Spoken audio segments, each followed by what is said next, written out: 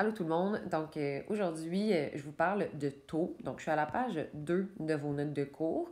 Je vais expliquer la page 2 et 3 de vos notes de cours. Puis je vous invite dans le fond à prendre des print screens des notes de cours que je vais faire avec la vidéo. Puis de les glisser dans vos notes de cours à vous pour que vos notes de cours soient complètes. Donc, un taux, c'est quoi? Il y a une petite définition ici, mais je vais la lire après avoir expliqué dans mes mots. Donc, un taux, c'est quand on met en relation ou quand on associe deux quantités qui ont des unités de nature différentes. Par exemple, si je vous dis que dans une certaine recette, ça prend 200 grammes de sucre pour 500 millilitres de lait, par exemple, bien, je suis en train d'associer deux quantités qui ont des unités de nature différentes. Des grammes, c'est pas pareil que des millilitres. On peut aussi associer, par exemple, ça prend 8 heures pour faire 100 km. Donc là, j'ai associé 100 km et 8 heures. Kilomètres, c'est des unités de longueur, puis 8 heures, c'est des unités de temps. Fait que c'est pas de même nature. Puis sinon, un autre exemple, ça pourrait dire, si je gagne 70 en 2 heures, ça, c'est un taux. Parce que, c'est des unités de nature qui ne sont pas de la même nature. Donc, 70 c'est de l'argent. 2 heures, c'est du temps. Souvent, peut-être que vous avez remarqué dans votre vie que les taux, ils sont mis des fois avec des barres obliques. Mettons, je travaille 70 pour 2 heures. Souvent, sont nommés comme ça aussi. Faites attention, par contre. Si, mettons, je sais pas, moi, j'ai 10 cm qui serait associé à 1 km, ça, c'est pas un taux. Parce que les unités de mesure ne sont pas de nature différente. Ça, je pourrais, si je voulais, les mettre sous la même unité de mesure. Donc ça sera pas un taux. Il faut vraiment que ça soit des unités de mesure que, même si tu voulais, tu pourrais jamais les mettre sous la même unité. Donc, si je lis la phrase, ça dit « Un taux, c'est une façon de comparer deux quantités qui ont des unités de nature différentes. » Comme je vous disais, j'insiste sur « nature ». Donc ici, c'est pas la même unité, mais c'est de la même nature, c'est des unités de longueur. Un taux est représenté sous la forme d'une fraction, comme ça, ou avec la barre oblique. Tu dois accompagner les taux de leur unité. Donc, effectivement, quand c'est un taux, actuellement, on va mettre les unités. Donc, je travaille 70 pour 2 heures, on va l'écrire. Un taux unitaire, c'est quoi? C'est un taux dont le dénominateur est 1. Donc ça, vous pouvez aller vous l'ajouter dans vos notes de cours à vous.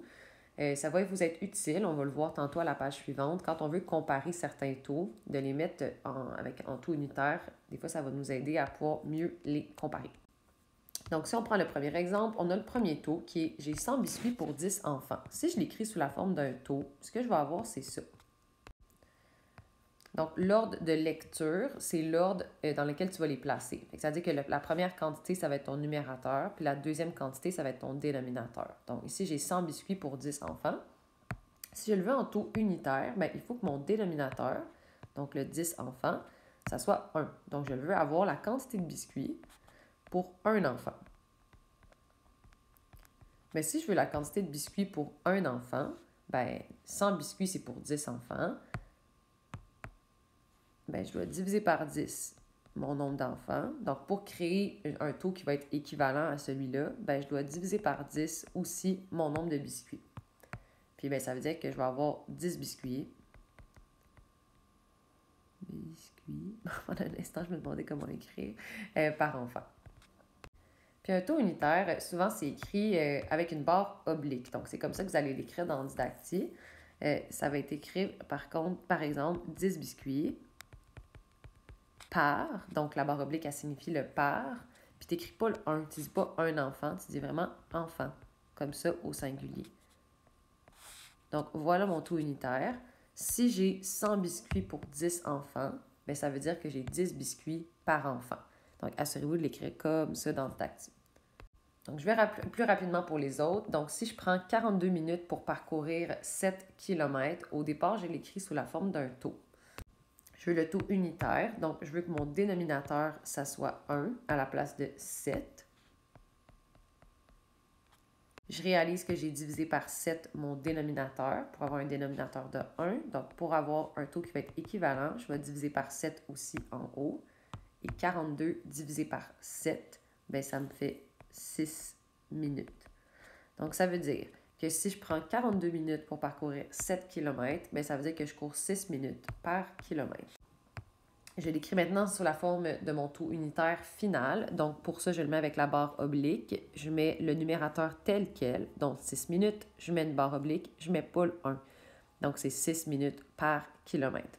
Pour votre culture personnelle, quand on est un coureur, puis on veut voir c'est quoi notre performance, à quelle vitesse on court, souvent, ça va être indiqué comme ça. Donc, ton nombre de minutes pour 1 kilomètre. On peut avoir des taux qui sont algébriques. Donc, on regarde ça ensemble. Au départ, on sait qu'on gagne 4x plus 2 $ pour 2 heures. Donc, si je le mets sous la forme d'un taux, ça fait 4x plus 2 $ pour 2 heures. Suite à ça, moi, je le veux pour un taux unitaire. Donc, je le veux pour 1 heure. Donc, ce qui s'est passé, c'est que j'ai divisé par 2 mon temps. Donc, pour que ça fasse un taux équivalent, je vais devoir diviser par 2 aussi mon argent. Donc, si je fais 4x plus 2 divisé par 2, bien, chacun des termes va être divisé par 2. Donc là, je vais obtenir 2x plus 1 $ par heure. Donc là, en ce moment, j'ai un taux unitaire parce que je gagne 2x plus 1 $ à chaque heure, mais je l'écris sous la forme finale. Donc, je l'écris, mon numérateur, je l'écris tel quel. Je mets ma barre oblique, j'écris pas le 1 du dénominateur. Donc, ça fait 2x plus 1 $ par heure. Dernier numéro, j'y vais plus vite. Donc, j'ai 30x à la 2 plus 10xy moins 5 bu en 5 parties. Donc, premièrement, je vais l'écrire sous la forme d'un taux. Maintenant, je le veux sous la forme d'un taux unitaire. Donc, je ne veux pas savoir le nombre de buts que je fais en 5 parties. Je veux savoir le nombre de buts que je vais faire en une seule partie. Donc, je vais mettre une partie ici au dénominateur. Donc, en fait, ce que je réalise, c'est que j'ai divisé par 5 mon nombre de parties. Donc, pour obtenir un taux qui va être équivalent, bien, je vais diviser par 5 aussi mon nombre de buts. Donc, si je divise par 5, ça veut dire que chacun des termes qui est ici va être divisé par 5. Donc, ce que je vais obtenir, c'est 6x à la 2 plus 2xy moins 1 but. Suite à ça, on l'écrit sous la forme d'un taux final. Donc, ça veut dire que je vais mettre avec la barre oblique. Donc, j'ai 6x à la 2 plus 2xy moins 1 but. Je vais mettre un S ici. Par partie. Réponse finale. Je vous le mets dézoomé un peu pour que vous puissiez peut-être le prendre. Voilà. Si jamais vous voulez tout ça en même temps, c'est peut-être un peu petit, mais voilà.